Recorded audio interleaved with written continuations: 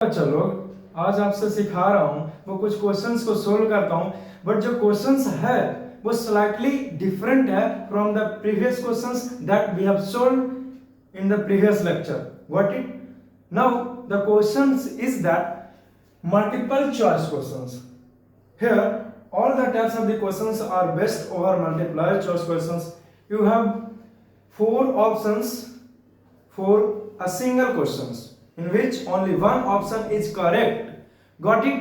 So let us talk about these questions. Here we have which of the following is not an examples of muscular force.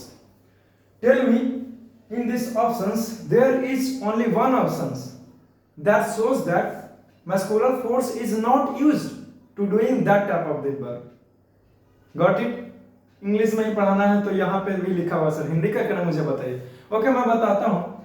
ये जो निम्नलिखित दिया हुआ है, देखिए कॉल है किसी का, A B and C and D. There is four options. तो इसमें से कोई एक ऑप्शन जो है वो करेक्ट है. प्रश्न क्या पूछा है कि विच of the following is not an example of muscular force. इसमें से कौन सा ऐसा एग्जांपल है वो मस्कुलर फोर्स का इस्तेमाल नहीं किया गया है. तो पहला देखते हैं कि क्या पहला सही है कि नहीं. A porter carrying a load on a wheelbarrow. कोई एक पोर्टर है, वो क्या कर रहा है, इस प्रकार से काट रहा था. जैसे कैसे बोलता है कि किताब, लोहा, रद्दी, कॉपी वगैरह ये सब बेचो न कहता है, ठीक उसी प्रकार का चीज रहता है और उसके ऊपर में सामान को रख दिया है और पोर्टर जो है वो इस प्रकार से ढो रहा है. यानी कि पोर्टर जो है वो कैरी कर रहा है सामान को, तो मस्कुलर फोर्स लग रहा है यहाँ. क्यों? क्योंकि यहाँ पे लोड लिए हुए पोर्टर. ध्यान से पढ़िए, carrying a load on a wheel बैरो.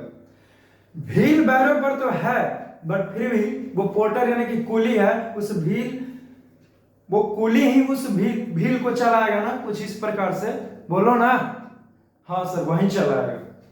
इसीलिए ये तो मस्कुलर फोर्स का एग्जांपल है ना जी. क्यों? क्योंकि यहाँ पे पोर्टर है यानी कि कूली जो है वो इस्तेमाल कर रहा है व्हील बैरो को, लोड को, सामान को ढोने के लिए.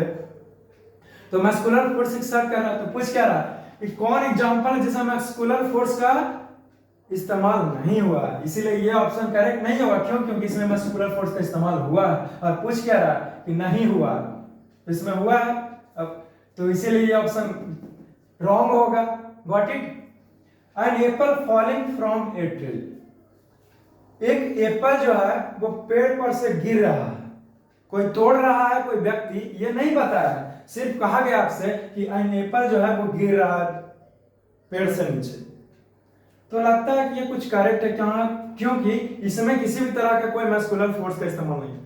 बट फिर भी करेक्ट रहे या नहीं रहे मुझे फर्क नहीं पड़ता. बट मुझे फर्क इस चीज से पड़ेगा कि मुझे बिना पूरा ऑप्शन देखे हुए, पढ़े हुए करेक्ट नहीं मारना है. Got it? लाइए सी में a child riding A bicycle. एक बच्चा है. हेलो,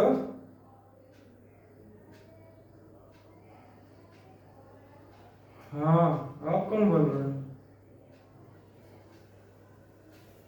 अच्छा, हाँ सर, गुड आफ्टरनून सर, कहिए. हाँ सर, कुछ कॉलेज का काम था सर, इसीलिए जाना पड़ा सर. मुझे भी नहीं पता सर. सर अचानक से चले गए थे.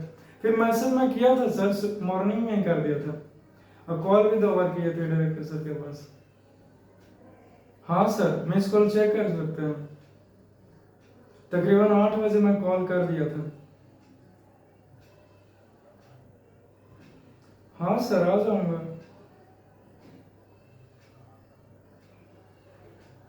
हाँ सर, हमारी बात हो गई है डायरेक्टर सर से. हाँ नहीं सर, मैं बोल दिया उनसे पेमेंट कि मुझे कितना चाहिए. 15,000 तकरीबन.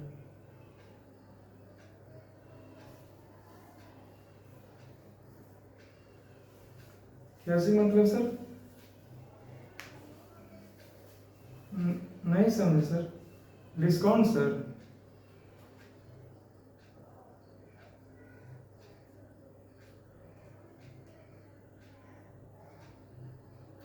हाँ सर, बोले कि इतने में ही शुरुआत है, तभी तो मैं वर्क करने के लिए तैयार हुआ हूँ वहाँ पे। हाँ सर, बोले कि शुरुआत है, अब पूछ लीजिए ना उनसे सर। हाँ ठीक।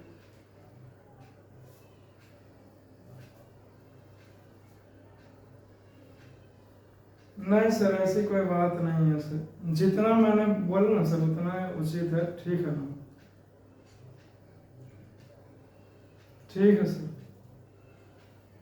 Okay sir.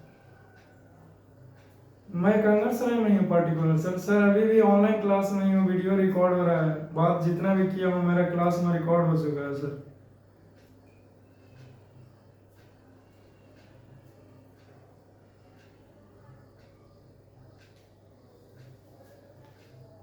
Anyhow, excuse me, I'm just sorry for that moment, but कहीं स्कूल में ज्वाइनिंग वगैरह है मेरा, तो कॉल आ गया था, प्रिंसिपल सर ने कॉल किया था, तो इतनी सारी बातें हो गई। Anyhow, don't worry, don't care, forget about that, भूल जाइए। देखिए, तो एक बात बताओ जी, an apple falling from a tree, जो एक एप्पल है वो पेड़ से क्या हो रहा है, गिर रहा है, गॉट इट? और and the next one is that a child riding A bicycle, एक बच्चा है वो साइकिल चला रहा है। तो एक बात बताओ स्टूडेंट, जब तुम साइकिल को चलाते हो तब क्या होता है, कोई दूसरा कोई पैंडल मार रहा होता है, या फिर एयर से पैंडल लगाया जा रहा होता है, या फिर मैग्नेट लगा रहा है पैंडल? नहीं, लिख दिया साफा साफा। क्या लिखा है कि चाइल्ड राइडिंग है बाइसाइकिल, एक बच्चा है जो बाइसाइकिल को राइड कर रहा है। तो यहाँ पे मस्कुलर फोर्स लगेगा, लेग्स के द्वारा, क्वाड मसल के द्वारा, थाई के द्वारा, गॉट इट? तो ये मस्कुलर फोर्स का एग्जांपल हो गया ना, जब एक बच्चा साइकिल को चला रहा है। और पूछा है क्या कि कौन मस्कुलर फोर्स का एग्जांपल? नहीं है, नहीं है, तो ये है एग्जांपल है, इसीलिए ऑप्शन सही नहीं है। नेक्स्ट देखते हैं, person driving water from A well, एक आदमी है जो कुएं से पानी को खींच रहा है, खींच रहा है। हाँ पता है मुझे, तो खींच रहा है जी, तो रस्सी को खींचेगा हाथ से, तो इसमें मस्कुलर फोर्स लगेगा कि नहीं लगेगा? लगेगा ना। तब ये कैसा एग्जांपल हुआ ये, बोलो? तो ये मस्कुलर फोर्स का एग्जांपल हुआ, हुआ ना? जी हाँ, तो मस्कुलर फोर्स का एग्जांपल है। पूछा क्या कि कौन नहीं है, तो देखो, तो ये भी मस्कुलर फोर्स का एग्जांपल है, ये भी मस्कुलर फोर्स का एग्जांपल है, ये भी है। लेकिन जो एप्पल जो गिर रहा है पेड़ से नीचे, ये मस्कुलर फोर्स का एग्जांपल नहीं है। क्यों? क्योंकि ये ग्रेविटी इसको खींच रही है, अर्थ ने इसको पुल कर लिया चुंबकीय बल से, इसीलिए ये एप्पल जो है वो नीचे गिर गया। देखिए, पता है कि आप एक बार में भी समझ सकते हैं, बट फिर भी जब आपका कॉन्सेप्ट अगर क्लियर हो जाएगा ऑब्जेक्टिव को लेकर के भी, तो बिना आंख बंद करके भी मार दोगे सही, वो ऑप्शन करेक्ट हो जाएगा। हाँ पता है, ऐसा कहने का मतलब यह हो रहा है कि आपके अंदर में कॉन्फिडेंस आ जाएगा स्टूडेंट, तो ऑप्शन अच्छे से कर पाइएगा। इसीलिए मैं समझा रहा हूं आपको, समझ गए ना? यहाँ पे एक ही लाइन में टिक करके कहानी खत्म कर देंगे और साइड हट सकते हैं कि लीजिए इसको क्या कीजिए, एक बार लिख लो, नहीं तो स्क्रीनशॉट ले लो। बट मैं आपको एक एक्सप्लेनेशन दे रहा हूँ, जो उचित पढ़ने का तरीका हो रहा है मैं वो आपको उसी तरीके से पढ़ा रहा हूँ, गॉट इट? इसीलिए बच्चे चिंता नहीं कीजिए, क्योंकि जब मैं हूं तो चिंता क्यों करते हैं? तो ये ऑप्शन बी करेक्ट है, आप लोग टिक आउट कर लिए हैं ना, अच्छी बात है। नेक्स्ट देखते हैं, क्वेश्चन है कि which of the following is not an example of the force of gravity. निम्नलिखित एग्जांपल्स में से 1 2 3 4 4 वो ऑप्शन दिया, तो इसमें से कौन सा है जो एग्जांपल नहीं है, नॉट एन एग्जांपल ऑफ किसका? तो फोर्स ऑफ ग्रेविटी का। चलो पढ़ के देखते हैं कि कौन सा नहीं। देखिए, a leaf falling from a tree, एक पत्ता है जो पेड़ से गिर रहा है। ओहो, पेड़ से गिर रहा है, इसका मतलब तब तो ये एग्जांपल हो गया फोर्स ऑफ ग्रेविटी का। क्यों? क्योंकि पत्ता गिर रहा है तो अर्थ खींच रहा है जी, फोर्स ऑफ ग्रेविटी लग रहा है यहाँ पे, gravitational pull of the earth लग रहा है कि नहीं लग रहा? लग रहा है, तो ये एग्जांपल है ना किसका? फोर्स ऑफ ग्रेविटी का। लेकिन पूछा क्या है कि कौन एग्जांपल नहीं है, तो ये है तो ये एग्जांपल, ये ऑप्शन करेक्ट नहीं है स्टूडेंट। Got it. नेक्स्ट देखते हैं। A boy pushing a cart on a level plane. एक व्यक्ति है जो कार्ट को क्या कर रहा है, पुश कर रहा है एक प्लेन पे, ऑन ए लेवल प्लेन पे पुश कर रहा है, सतह पे। ओ, एक लड़का पुश कर रहा है, इसका मतलब इसमें तो मस्कुलर फोर्स लगेगा ना। देखो ना, इस प्रकार से ढकेल दिया मार्कर को तो ये मस्कुलर फोर्स लग रहा है। हाँ, ये एग्जांपल नहीं है इसका फोर्स ऑफ ग्रेविटी का, ऑप्शन बी। बट फिर भी सब पढ़ाएंगे, इसीलिए तो एक्सप्लेनेशन है। Diver jumping into a swimming pool. एक डाइवर जो है वो स्विमिंग पूल में क्या कर रहा है, जंप कर रहा है। तो इसमें जंप किया तो इसमें मस्कुलर फोर्स लगा स्टूडेंट, लगा ना, इसीलिए ये ऑप्शन करेक्ट नहीं है। A stone falling from A top of A Cliff. एक पत्थर है जो क्या किया है कि वो अरे यार, a stone falling from A top of A Cliff. एक टावर के ऊंचाई पर से स्टोन जो है वो क्या कर रहा है, गिर रहा है।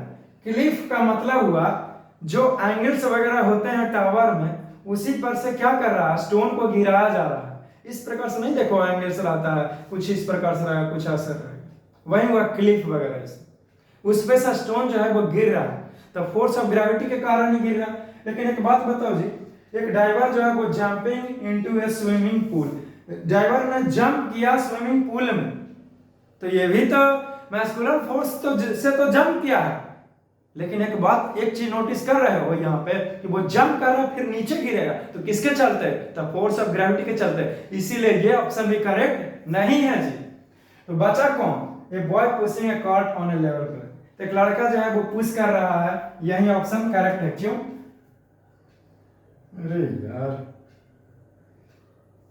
ऐसा तो शर्ट पे नहीं गिरा जी ना, नहीं तो पूरा शर्ट खराब हो जाता। यानी हम और क्लियर, नो प्रॉब्लम। तो देखो जो बॉयज है, जो भी बॉयज है, लगता है ज्यादा ही किस कम हो गया ना। देखिए, तो ऑप्शन जो है वो बी करेक्ट है। तो 67 का ऑप्शन बी करेक्ट है। आप लोग इसको टिक आउट कर लीजिए, समझे। देखो नेक्स्ट पढ़ते हैं 68। तो when we press the bulb of a dropper with its nozzle kept into a water air। जैसे ही ड्रॉपर की बातें कर रहा है, देखो जब हम when we press the bulb of a dropper, dropper का स्ट्रक्चर मैंने बताया था, ऊपर में रबर लगा रहता है, तो उस रबर को उसको प्रेस करते हैं ड्रॉपर का with its nozzle kept in a water। लेकिन उसका जो नोजल है वो पानी में रखा हुआ, और पिछला जो हिस्सा है उस रबर बाल को क्या करते हैं, दबाते हैं, ठीक है। आई वाली हिस्सा पानी में, इन वाटर, नोजल यानी कि नोजल वाटर में। Air in the dropper is seen to escape. तो ड्रॉपर में जो एयर है वो बाहर निकल जाएगा, इसको दाबेंगे तो बबल्स के रूप में वाटर में से निकल गया। चलो ठीक है, एस्केप हो रहा है in the form of bubbles. वही बात बोला कि बबल के रूप में, बुलबुला के रूप में निकल जाएगा, अच्छी बात है। यहां पे क्या लिखे थे, ऑन्स लिखा हुआ है, ONC, once. Once be release the pressure on the bubble. लेकिन जब इसको दबाए हुए हैं इस बबल्स को, रबर को, और फिर इसको जब छोड़ देते हैं यानी कि प्रेशर से दबाए हुए, प्रेशर को रिलीज कर दिया, छोड़ दिया ऑन द बबल के ऊपर से, water gets filled in the dropper. तो पानी जो है वो इस ड्रॉपर में भर जाता है। The rise of water in the dropper is due to. तो जो ड्रॉपर में पानी आ गया है स्टूडेंट, वो किसके कारण आया है, और यहाँ पे ऑप्शन दिया हुआ है कि प्रेशर ऑफ द वाटर, कि वाटर का प्रेशर है उसके कारण आया है। दूसरा है ग्रेविटी ऑफ द, कि अर्थ जो है वो पुल करती है किसी चीज को, उसके चलते है। या फिर तीसरा है शेप ऑफ रबर बल्ब, कि रबर बल्ब का जो शेप है उसके कारण आया है। या फिर डी है एटमॉस्फेरिक प्रेशर। देखिए यहाँ पे जितना भी ऑप्शन आपको बताया गया ना, वो सब कंफ्यूजनिंग वाला होता है। तुमको लगा कि वाटर प्रेशर होता है, अच्छा एलिक सर्कल उसके कारण भी हो गया, सर लगता है इसको, लेकिन ग्रेविटी ऑफ द अर्थ के कारण तो हो नहीं सकता। क्यों, क्योंकि वाटर तो ऊपर आ रहा है, ये तो होगा नहीं। शेप शायद रबर बल्ब का शेप हुआ इसलिए, तो कंफ्यूज हो सकता है। लेकिन आपको बताया कॉन्सेप्ट मैंने कि ड्रॉपर जो है वो कौन सा फेनोमेनन पर काम करता है या फिर कौन सा प्रेशर पर वर्क करता है, तो एटमॉस्फेरिक प्रेशर के ऊपर काम करता है क्या हमारा ड्रॉपर। तो कौन सा ऑप्शन करेक्ट होगा, ये हमारा एटमॉस्फेरिक प्रेशर, यानी कि ऑप्शन नंबर सी जो है वो क्या है, बोलिए एकदम करेक्ट है, वो भी 100%। अब क्यों करेक्ट है वही मैंने आपको बताया, क्या बताया, तो यही बताया कि जो ड्रॉपर है वो किस चीज पे वर्क करता है, कौन सा प्रेशर पर, तो एटमॉस्फेरिक प्रेशर पर। Student I hope you are getting my point, अच्छे से सुनिएगा ताकि किसी भी तरह का कोई कंफ्यूजन दिमाग में नहीं हो, अच्छी बात है ना। तो इसे फौरन से एक बार फिर से मैं साइड हट गया हूं और आप इसे अच्छे से नोट कीजिएगा, समझ गया ना। देखो बच्चे लोग, ये जो आपका नेक्स्ट क्वेश्चंस है वो मल्टीप्लाई चॉइस क्वेश्चंस है, एंड ये देखने में स्लाइटली कुछ आपको बिगर इन साइज लग रहा है। क्वेश्चन नंबर 69 जो कि है मल्टीप्लाई चॉइस क्वेश्चंस, और यहां तक इसका पूरा ऑप्शन देख रहे हो 69 क्वेश्चंस। हाँ सर सच में बड़ा होगा, समझे इसको, समझ पाएंगे। Don't worry, of course you can understand this questions very well, listen to me carefully. देखिए questions is that a rectangular wooden block has वो सब तो ठीक है, लेकिन ये क्यों लिए हुए हाथ में, अरे समझाने के लिए लिया हूं, रुको जरा सा। ए rectangular wooden block has length breadth and height. Suppose that ये मेरे पास एक रेक्टेंगुलर वुडन ब्लॉक है, एक लकड़ी का ये ब्लॉक है नहीं लकड़ी का, लेकिन मान लेते हैं, ठीक है ना। और इसका ये लेंथ है और इसका ये ब्रेड्थ है, ये ब्रेड्थ हुआ, ये ब्रेड्थ, ये लेंथ है और ये ब्रेड्थ है, और ये जो है वो हाइट है, ये हाइट है। Got it. तब देखिए क्या होता है, एंड हाइट ऑफ कितना कितना दिया हुआ है जी, तो लेंथ जो है वो 50 दिया हुआ है, ठीक है, और ये ब्रेड्थ जो है यानी कि चौड़ाई जो है वो कुछ 25 सेंटीमीटर दिया हुआ है। जो इसका हाइट है वो कितना दिया हुआ, 10 सेंटीमीटर दिया, वो भी रिस्पेक्टिवली। Got it. देखिए मैं समझाने के लिए एक ऐसा एग्जांपल लिया हूं, समझाने के लिए आपको, ठीक है ना। मैं फिगर से ड्रा करता तो कुछ एग्जांपल डिफरेंट था, बट मैं समझाने के लिए लिया हूं, ठीक है ना। कि लेंथ मान लिया और इसको ब्रेड्थ मान लिया और ये जो है वो इसको हाइट मान लिया। Got it. चलिए अच्छी बात है। अब देखो होता क्या है, तो कितना दिया हुआ, ये लेंथ जो है वो 50 दिया हुआ, ये ब्रेड्थ जो है वो 25 दिया हुआ, और ये जो हाइट है वो 10 दिया हुआ। This wooden block is kept on ground in 3 different ways. 3 तरीके से इस वुडन ब्लॉक को ग्राउंड पर रखा गया है, धरती पर रखा गया, सतह पे, सरफेस पे, ठीक है। टर्न बाय टर्न, यानी कि इसको घुमा के कभी ऐसे कभी ऐसे कभी ऐसे कभी ऐसे। Anyways, which of the following is the correct statement, तो कौन सा निम्नलिखित स्टेटमेंट है A B C and D जो करेक्ट है, करेक्ट है किसके लिए, तो about the pressure exerted by this block on the ground. तो जब इस ब्लॉक को धरती पर रखा गया सरफेस पे, तो इसके बारे में बताया जा रहा है कि प्रेशर जो है वो एक्सर्ट कर रहा है, ये ग्राउंड पर, इसको रखे हैं ग्राउंड पे, तो प्रेशर एक्सर्ट नहीं करेगा, करेगा ना डियर। तो प्रेशर तो एक्सर्ट कर रहा है ग्राउंड पर, ठीक है। तो क्या हुआ सर, तो ये हुआ कि कौन सा स्टेटमेंट जो है वो करेक्ट है। जैसे पहला स्टेटमेंट आपको बताया जा रहा है, डोंट वरी, कि the maximum pressure is exerted when the length and breadth form the base. तो इस वुडन ब्लॉक के द्वारा सब मैक्सिमम प्रेशर जो है वो एक्सर्ट किया जाएगा, लेकिन कब, ठीक है, लेकिन कब, जब इसका जो लेंथ है और जो इसका ब्रेड्थ है इसको क्या करते हैं, इसको बेस बना दिया, यानी कि ये लेंथ है और ये ब्रेड्थ है, तो इसको बेस बना करके ऐसे रख दिए। देखिए ये एग्जांपल मैं सिर्फ और सिर्फ आपको समझाने के लिए ले रहा हूं, जो कि एकदम सबसे सटीक एग्जांपल है, इससे आप समझ जाइएगा। Got it. ये लेंथ है और ये ब्रेड्थ है, तो नीचे देखो तो ये बेस बना दिया कि नहीं बना दिया, इसको बना दिया ना। अरे ऐसे सोचेगा जी लेंथ है ऐसे बना दिया, नहीं, लेंथ को ये बेस हमारा बना है, ये लंबाई को देखो तो अंदर वाला ये लंबाई है कि नहीं है, और ये जो देख रहे हो ये चौड़ाई है, यानी कि ये ब्रेड्थ है और ये लंबाई है। What it. तो इसको देखो, ये लंबाई है तो इसको ब्रेथ, इसको बेस बनाया है ना जी, और ये जो है ब्रेथ है, यानी कि ये साइड वाला ये ब्रेथ हो गया और ये लंबाई हो गई, तो इसको बेस बना कर रख दिए हैं। तो इस केस में जो है वो क्या सबसे ज्यादा प्रेशर लगा रहा है ग्राउंड पे। तो सबसे ज्यादा प्रेशर कैसा लगाएगा जी, ये पूरा जो इसका मैक्सिमम एरिया सरफेस है इस वुडन ब्लॉक का, वो एकदम पूरा इस प्रकार से रखे हुआ नहीं। मैक्सिमम प्रेशर कब लगा, जब area is less, area come area पर रखेंगे तब क्या हो जाएगा, एरिया लेस रहेगा तब प्रेशर मोर लगेगा। लेकिन इस केस में अभी एरिया ज्यादा है ग्राउंड पे तो कम प्रेशर लगेगा। तो ये स्टेटमेंट सही नहीं लग रहा है। दूसरा है कि the maximum pressure is exerted when length and height form the base. लेकिन अब क्या किया कि ये हाइट है, ये वाला ये हाइट है ना जी। तो जब ये हाइट है स्टूडेंट, ये हाइट है, ठीक है, ये हाइट है, तो इस हाइट का और किसका इस्तेमाल किया, इस लेंथ का बेस बना दिया। यानी कि ये जो हाइट देख रहा है और ये जो लेंथ देख रहा है इसको बेस बना दिया गया। यानी कि कैसे, तो कुछ इस प्रकार से, आई थिंक कुछ इस प्रकार से रखा गया है।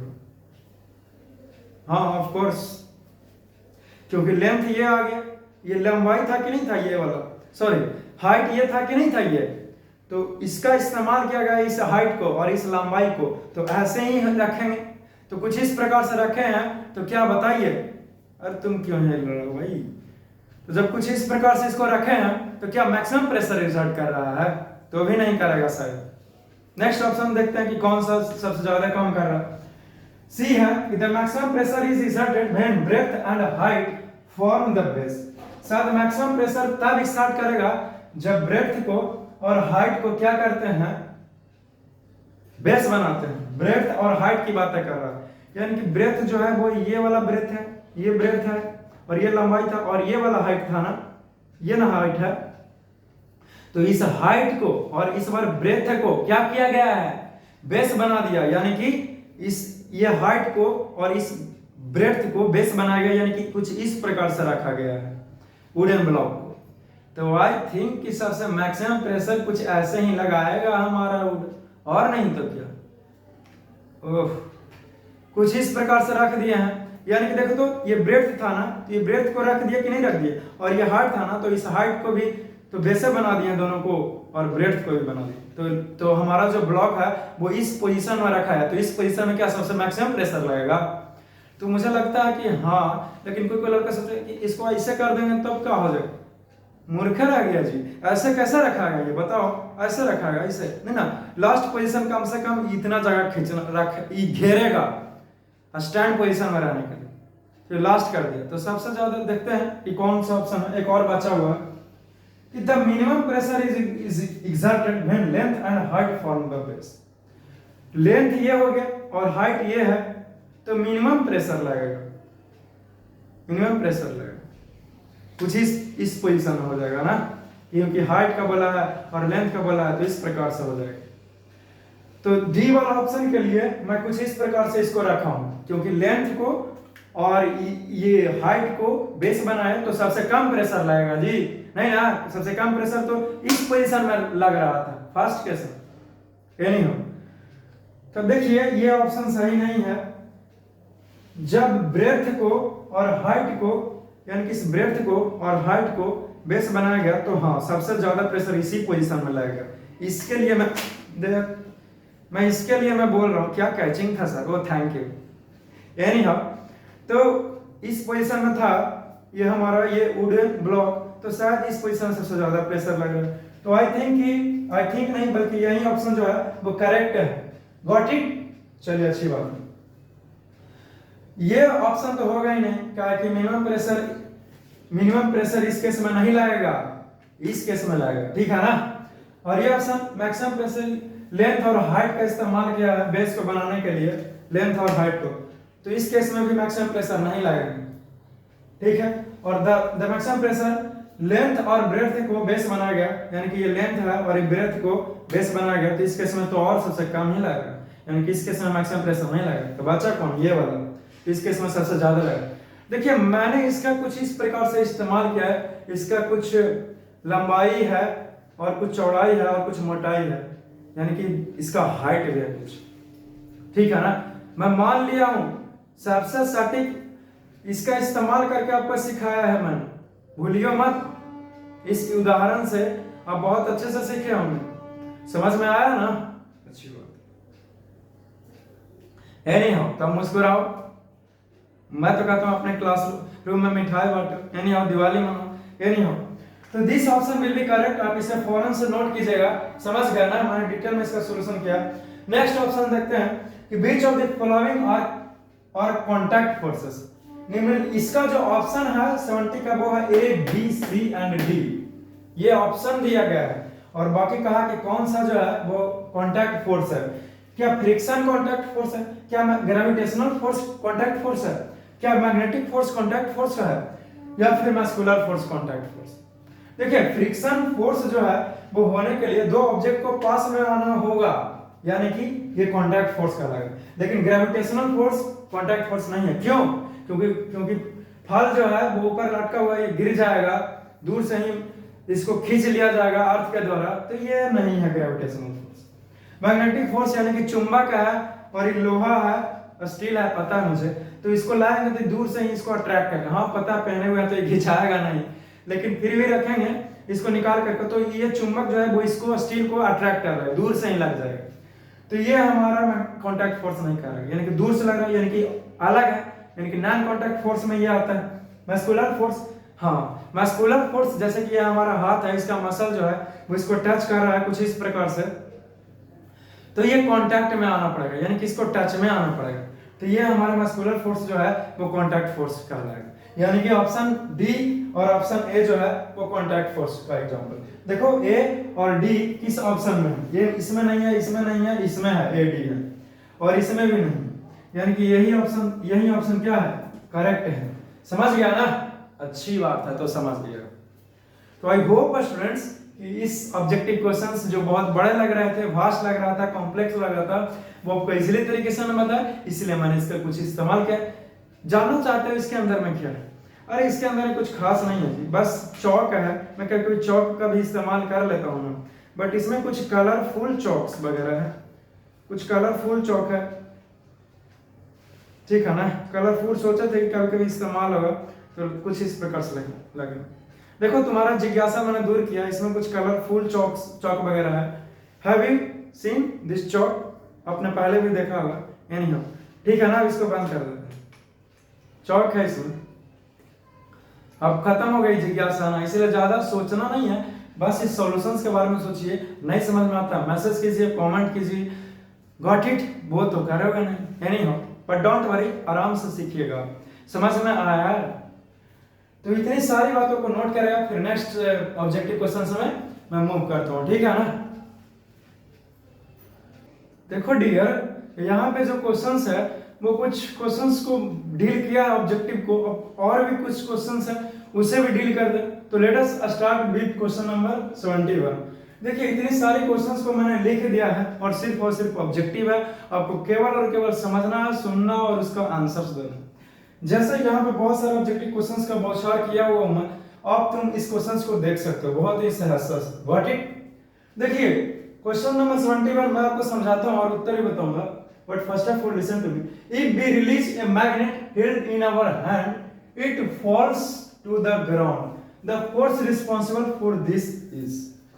अगर मैं मैग्नेट को अपने हाथ में लेता हूं, release a magnet in our hand, अपने हाथ में मैग्नेट को लिया हुआ, it falls to the ground, तो ये वो ग्राउंड पर क्या होगा, गिर जाएगा। अगर हाथ से मैग्नेट को रिलीज किया, छोड़ दिया, तो वो कहां गिरेगा, तो पृथ्वी पर गिरेगी, धरती पर गिरेगी, जमीन पर गिरेगी, डाउन गिरेगा। तो the force responsible for this is, तो कौन सा फोर्स जो है वो चारों ऑप्शन में से वो रिस्पांसिबल है इसके लिए? तो मस्कुलर फोर्स नहीं, मैग्नेटिक फोर्स कहां से हो जाएगा, वो मैग्नेट तो खुद है ही, तो क्या इलेक्ट्रोस्टैटिक फोर्स, चार्ज के द्वारा कहां से मैग्नेट के ऊपर लगाया जाएगा फोर्स, तो क्या ग्रेविटेशनल फोर्स लगा देंगे? जी हाँ, ग्रेविटेशनल फोर्स बिल्कुल लगाया जाएगा। क्यों? क्योंकि मैग्नेट है और अर्थ ने उसको पुल कर लिया, डाउन नीचे खींच रहा है, तो this will be your correct answer, that is gravitational force. Got it? अच्छी बात।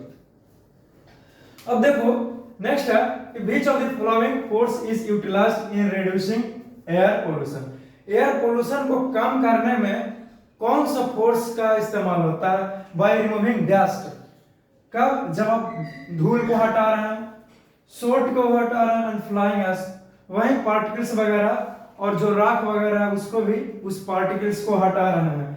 कहां से? तो from the smoke of coming out of chimney of factories. तो जितना भी चिमनी होता है जो फैक्ट्रीज वगैरह में होते हैं, अगर सपोज दैट कोई लड़का गया है तो वहां पे इजीली देखा होगा कि बहुत सारे स्मोक जो है वो चिमनी में से निकल रहा होता है ना जी। तो उस चिमनी से निकलने वाले धुआं को, डस्ट को और हल्का सा राख जैसा भी निकलता है, उसको क्लीन करने के लिए कौन सा फोर्स का इस्तेमाल किया जाता है? बताइए। क्या मैग्नेटिक फोर्स का इस्तेमाल किया जाए? नहीं, मैग्नेट से तो होगा नहीं संभव, क्योंकि राख है, धुआं है, मैग्नेट का क्या रोल है? क्या ग्रेविटेशनल फोर्स? नहीं। क्यों? क्योंकि अगर ग्रेविटेशनल फोर्स का इस्तेमाल होता तो पृथ्वी उसको नीचे खींच लेती, ऊपर नहीं जा पाता, लेकिन पूरा फैल रहा। और वैसे ही मुझे तो उस धुएं को क्लीन करना है ना, जो कि हार्मफुल है, हमारे एयर को पोल्यूट कर रहा है एटमॉस्फेयर के लिए। एनीहाउ, नेक्स्ट है इलेक्ट्रोस्टैटिक फोर्स। क्या इलेक्ट्रोस्टैटिक? हाँ, इलेक्ट्रोस्टैटिक फोर्स कर सकता है। क्यों? क्योंकि इलेक्ट्रोस्टैटिक फोर्स जो है वो चार्ज बॉडी के द्वारा लगाया जाता है। इलेक्ट्रोस्टैटिक फोर्स तो जो भी डस्ट पार्टिकल्स आ रहे हैं वो चार्ज बॉडी के द्वारा लगाया जाएगा और सारे चार्ज पार्टिकल्स जो है वो उस कंटेनर में जाकर के कलेक्ट हो जाएंगे। Got it? तो इलेक्ट्रोस्टैटिक फोर्स जो है वो उसको क्या कर सकता है? कम कर सकता है, रिड्यूस कर सकता है, utilized for reducing air pollution, इसी इलेक्ट्रोस्टैटिक फोर्स को। लेकिन डीवी पर ग्रेविटेशनल फोर्स तो लगेगा ही, दो ग्रेविटेशनल फोर्स है जी। एनीहाउ, तो ये हमारा होंगे इलेक्ट्रोस्टैटिक फोर्स। कैसे होगा मैंने बता दिया, क्योंकि बहुत सारा डस्ट है, पार्टिकल्स है, तो उसके ऊपर जो है वो बाकी का काम नहीं है ग्रेविटेशनल का। इलेक्ट्रोस्टैटिक फोर्स जो है वो कम कर सकता है, क्योंकि सारे को क्या करना है? खींच लेगा। ठीक है, तो आप इसे लिखिएगा, ठीक है ना? तो ये करेक्ट मार लेना, बाकी ऑप्शन ठीक है। अब नेक्स्ट क्वेश्चन की ओर मैं बातें करता हूं। आई होप मैं इसे साइड एक बार फिर से हटता हूं, आप लोग अच्छे से लिख लीजिए, समझ गया ना? देखिए नेक्स्ट है question number 73। The same force acts on the 4 different objects. Force का जो अमाउंट है वो सेम है डियर, लेकिन वो डिफरेंट ऑब्जेक्ट्स के ऊपर में लगाया जा रहा सेम अमाउंट ऑफ फोर्स। जैसे 100 न्यूटन का फोर्स लगा तो 100 न्यूटन का फोर्स ही लगाया जाएगा डिफरेंट ऑब्जेक्ट के ऊपर, जो कि कितना है? तो 4 को डिफरेंट ऑब्जेक्ट है। Having the areas given below, जिसका एरिया जो है वो दिया हुआ है 1 by 1। In which case the pressure exerted will be the maximum। तो फोर्स लगाया जाएगा एरिया के ऊपर, तो मैक्सिमम कौन सा केस में रहेगा? जैसे सपोज दैट मेरे पास सेम फोर्स लगाएंगे 20 मीटर स्क्वायर एरिया पर भी, इस पे भी एंड इस पे भी, 50 मीटर स्क्वायर पर भी, सी में 10 मीटर स्क्वायर पर भी और डी में 100 meter square. Suppose that same force अगर नहीं पता चल रहा तो मैं मान लेता हूं कि 100 न्यूटन का फोर्स मैं लगा रहा हूं, कितना पे? 20 मीटर स्क्वायर एरिया पर। फिर उसी फोर्स को 50 मीटर एरिया स्क्वायर पर लगा, फिर उसी 100 न्यूटन फोर्स को मैं 10 मीटर स्क्वायर एरिया पर लगाया, फिर उसी 100 न्यूटन का फोर्स को मैंने 100 मीटर स्क्वायर एरिया पर लगाया। तो इस केस में कौन सा ऐसा केस है जिसमें सबसे ज्यादा प्रेशर लगाया हूं मैं? तो क्या पढ़ा थे कि एरिया कम है तो प्रेशर मोर रहेगा, area is more than pressure is less, and area is less than pressure is more. देखो सबसे कम एरिया कौन है? तो ऑप्शन नंबर सी, यानी कि 10 मीटर स्क्वायर के ऊपर एरिया सबसे कम है तो प्रेशर भी सबसे ज्यादा रहेगा। ठीक है ना? इसके मुकाबले क्यों? क्योंकि सबसे कम एरिया तो एरिया लेस है तो प्रेशर विल बी मोर। तो option number C is the correct option. तो इस सी को ही आप टिक आउट कर लीजिएगा। ठीक है, लेकिन 2 डबल टिक क्यों करते हैं? मैं ऐसे ही यानी हो 10 है ये, ठीक है ना? मैं और अच्छे से इसको लिखा देता हूं, मीटर जैसा लिखते हैं, यानी option C which is 10 metre square, and this will be your correct answer and the final answer. Next है which of the following represent correct values for normal atmospheric pressure. देखिए नॉर्मल एटमॉस्फेरिक प्रेशर के लिए जो निम्नलिखित दिया हुआ है ये और ये जो कौन सा ऑप्शन जो है इसमें से वो करेक्ट दर्शाता है, सही बोल रहा है एटमॉस्फेरिक प्रेशर के लिए जो नॉर्मली एक्सर्ट किया जा रहा है हर एक ऑब्जेक्ट के ऊपर। तो पहला हम देखते हैं ए बी दिया हुआ, देखो 1.3 किलो पास्कल से है। हाँ पढ़ा था कि प्रेशर जो है वो नॉर्मली एटमॉस्फेरिक प्रेशर कितना लगता है, तो 101.3 किलो पास्कल लगता है। 76 mm ऑफ मरकरी नहीं, 76 नहीं बल्कि 760 mm ऑफ मरकरी लगता है। तो ये गलत है। 101.3 पास्कल नहीं, पास्कल में कहां से, किलो पास्कल, ये बता दिया। एगो ई सही है। और नेक्स्ट है 76 cm ऑफ मरकरी, इसको ध्यान दीजिए, ये भी सही हो जाएगा। कैसे सर, आप तो बताते 760 mm ऑफ मरकरी रहता तब सही था, लेकिन यहाँ पे मरकरी मिलीमीटर में ना दे करके सेंटीमीटर में दे दिया था। और यहाँ पे अगर 760 mm ऑफ मरकरी रहता तो ये करेक्ट ऑप्शन था जी, लेकिन यहाँ पे क्या कर दिया है, देखो अगर नहीं जानता है जी, अगर 760 mm को cm में बदलना है तो कुछ ही करना पड़ेगा। 760/10 से भागा देंगे तो cm में बदल जाएगा। तो कितना बचा, 76 cm ना बचा, तो वहीं तो लिखा 76 cm of mercury, 760 mm of mercury ना लिख करके ध्यान दीजिए 76 cm ऑफ मरकरी लिख दिया। तो ये भी करेक्ट ऑप्शन है, ठीक है ना। इसे मैं समझाने के लिए लिखा था, इसे इरेज कर देता हूं। तो देखिए आपका एक ऑप्शन करेक्ट है, ऑप्शन नंबर ए, जो कि है कितना लिखा हुआ है, तो 101 पॉइंट नहीं पढ़ेंगे इसको डेसिमल पढ़ते हैं। 101.3 किलो पास्कल से जो भी हो सब चलता है, नहीं होगा। 76 mm ई नहीं होगा, ई तो पास्कल में होगा ही नहीं, ये हो जाएगा।